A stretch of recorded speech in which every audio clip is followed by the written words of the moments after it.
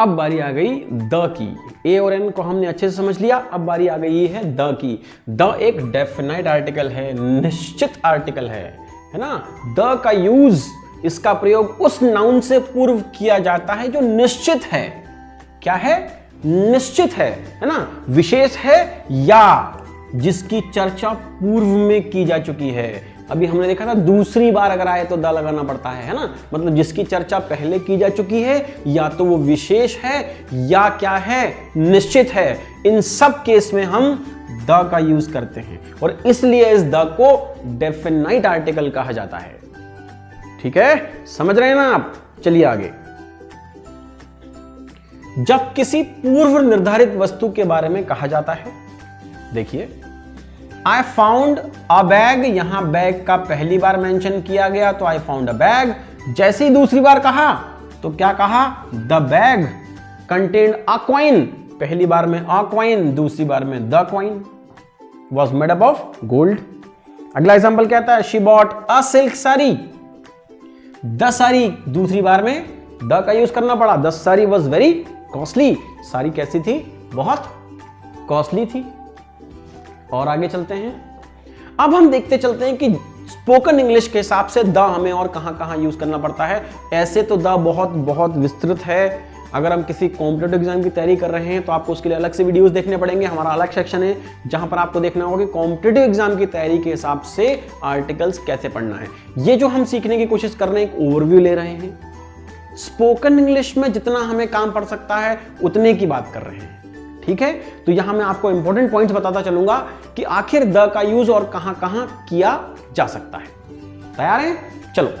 तो शरीर के अंगों, पार्ट्स ऑफ द बॉडी जो हैं, उसके साथ भी द का प्रयोग हो सकता है। जैसे he was wounded in the arm.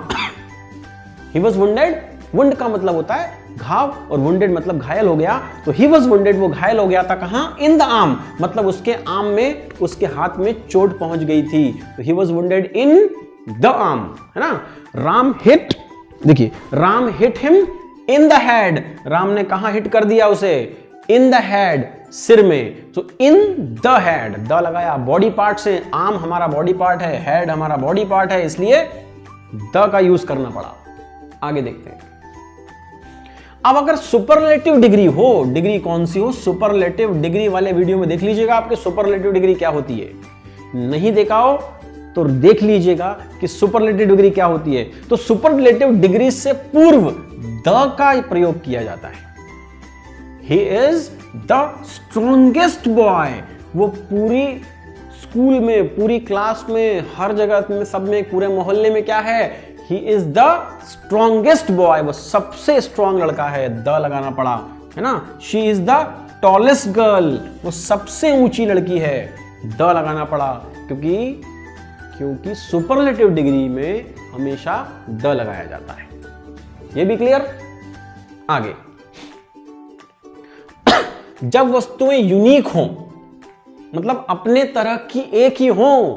अरे हम सब भी तो यूनिक हैं, तो हम भी अपने नाम क्या द लगा सकते हैं क्या? नहीं लगा सकते हैं। हम यूनिक तो हैं, पर हम प्रॉपर नाउन है, अपने नाम क्या द नहीं लगा सकते हैं। मन तो करता है कि हम भी इतने यूनिक है कि द लगा लें, है ना। कभी कभी मजाक में लगा भी लिया कीजिए। ग्रामेटिकली तो गलत होगा, पर हम भी तो यूनिक क्रिएचर हैं। भगवान ने हमें भी बहुत यूनिक बनाया है। चलिए यहां बात करते हैं, जब वस्तुएं यूनिक हो तो उससे पूर्व द का प्रयोग किया जाता है। द सन, सन अपने आप में एक यूनिक क्रीचर है, ये ना, एक यूनिक सेलेस्टियल बॉडी है, एक यूनिक चीज है सन। तो the sun sets in the west, कहां डूबता है? पश्चिम में जाकर डूब जाता है। द अर्थ रिवॉल्व्स, अर्थ फिर से एक यूनिक चीज है ना। तो earth revolves around the sun, पृथ्वी सूर्य के चारों ओर चक्कर लगाती है। तो the earth, the sun, the moon, चंद्रमा भी तो यूनिक है। सो द मून, इन सब के साथ जो भी यूनिक चीजें हैं क्या लगाया जाएगा? द लगाया जाएगा। धार्मिक ग्रंथ जो हैं इनके नाम के पहले भी द लगाया जाता है। कैसे? जैसे the Ramayana is a secret book, बहुत ही पवित्र किताब है ना। ऐसे ही the Quran is also a secret book, Quran भी एक बहुत ही पवित्र किताब है। तो इन जो धार्मिक ग्रंथ जो होते हैं, द बाइबल है ना, बाइबल भी एक बहुत ही कैसा? पवित्र ग्रंथ है। तो इन सब के आगे क्या लगाना पड़ता है? द लगाना पड़ता है। अब एक बहुत बढ़िया कंसेप्ट जो आपको बहुत मजा भी देगा, आपने अच्छी चीज सीखेंगे आप। देखिए, यदि दो एडजेक्टिव्स किससे जुड़े हों? एंड से जुड़े हों। एडजेक्टिव तो समझते हैं ना, क्वालिटीज, विशेषताएं, है ना। अगर वो किससे जुड़ी हों? एंड से जुड़कर किसी सिंगुलर काउंटेबल नाउन के पहले प्रयुक्त हों। लेकिन नाउन कैसी होनी चाहिए? सिंगुलर होनी चाहिए। एक वचन वाली संज्ञा जिसको गिना जा सके वो होनी चाहिए, तथा इससे एक ही व्यक्ति या वस्तु का बोध हो तो फर्स्ट एडजेक्टिव के पहले ए और एन का प्रयोग किया जाता है या होता है। देखिए समझिए, अ रेड एंड, देखिए रेड एक एडजेक्टिव है ना, एंड कंजंक्शन लगाया। ब्लैक भी एक एडजेक्टिव है, दो कंजंक्शन को हमने किससे जोड़ा? एंड से जोड़ा। और फिर क्या किया? आगे क्या लगाया? सिंगुलर नाउन लगा दी, काउंटेबल वाली। तो रेड एंड ब्लैक, इसके पहले अगर हम अ का यूज कर दें तो क्या होगा सेंटेंस? देखिए मैं क्लियर करके दिखाता हूं आपको। A red and a black shirt, इसका यह मतलब हुआ कि एक ही शर्ट जो रेड और ब्लैक है, दो अलग अलग शर्ट नहीं है, एक ही शर्ट है जो रेड और ब्लैक है। अगर हमें एक ही शर्ट की बात करनी हो तो पहले वाले एडजेक्टिव के आगे आप आर्टिकल लगा दीजिए। पर अगर दो शर्टों की अलग अलग बात करनी है तो दोनों के आगे आर्टिकल लगा दीजिए। A red and a black shirt. इस बार क्या हुआ? एक रेड और एक ब्लैक शर्ट है, और यहां क्या था? एक ही शर्ट थी जो रेड भी थी और ब्लैक भी थी। एक और एग्जांपल देखते हैं। अ black and a white cow, इसका क्या मतलब हुआ कि एक काली और एक सफेद गाय है। अगर ये आर्टिकल सिर्फ ब्लैक के आगे लगा होता तो हम क्या कहते? एक ऐसी गाय जो कुछ काली और कुछ सफेद है, मतलब एक सफेद काली गाय। बहुत बढ़िया कंसेप्ट है कि अगर दो एडजेक्टिव एंड से जुड़े हों और अगर एक ही व्यक्ति के बारे में बात कर रहे हो तो आर्टिकल पहले वाले एडजेक्टिव के साथ लगेगा, है ना। और अगर दो व्यक्तियों की बात कर रहे हो या वस्तुओं की तो क्या करना होगा? दोनों के पहले आर्टिकल लगाना पड़ेगा। चलिए और आगे बढ़ते हैं। म्यूजिकल इंस्ट्रूमेंट जो हैं या कोई आविष्कार हो, कोई इन्वेंशन हो, तो उनके पहले भी द का यूज किया जाता है। She can play the piano, वो पियानो बजा सकती है। यहां प्ले का मतलब खेलना नहीं, किसी इंस्ट्रूमेंट को बजाने के लिए भी प्ले शब्द यूज किया जाता है। So she can play the piano. या हु इन्वेंटेड द टेलीफोन, यहां क्वेश्चन मार्क आएगा, है ना। तो हु इन्वेंटेड द टेलीफोन, चूंकि एक इन्वेंशन है, एक आविष्कार है, इसलिए इसके आगे द लगाना पड़ा। आगे और अच्छी चीज आपको स्पोकन इंग्लिश में बहुत काम आएगी। एडजेक्टिव्स जैसे सेम, होल, ऑल और बोथ। ठीक, तो सेम और होल के पहले, याद रखिए के पहले, ऑल और बोथ के बाद द का प्रयोग किया जाता है। किसके? सेम और होल के पहले, ऑल और बोथ के बाद द का प्रयोग किया जाता है। सेंटेंस देखिए, he is the same boy, same के पहले हमने क्या लगाया? द लगाया। द होल वर्ल्ड, पूरी दुनिया, है ना, तो होल के पहले द लगाया। The whole world knows it, पूरी दुनिया इस चीज को जानती है।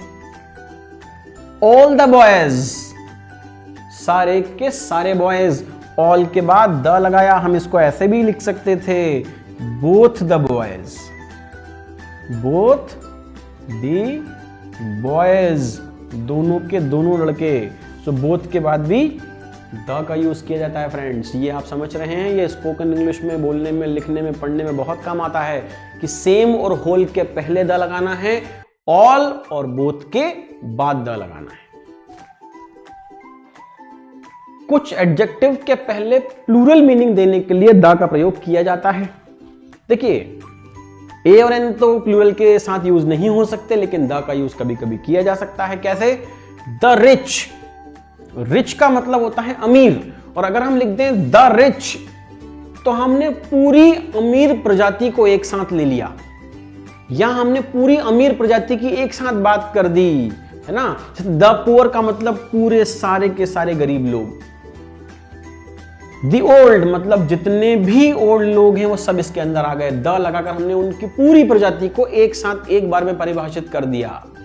ठीक, तो जहां हमें पूरी प्रजाति को एक बार में बताना हो तो क्या होगा, द रिच का मतलब सारे रिच आ जाएंगे, द पुअर का मतलब सारे पुअर आ जाएंगे, और द ओल्ड मतलब सारे के सारे ओल्ड आ जाएंगे। अब कभी कभी कुछ फ्रेजेस के साथ भी द लगता है। आपका ध्यान तो लगा हुआ है ना, पूरे ध्यान से देखते रहिए, है ना।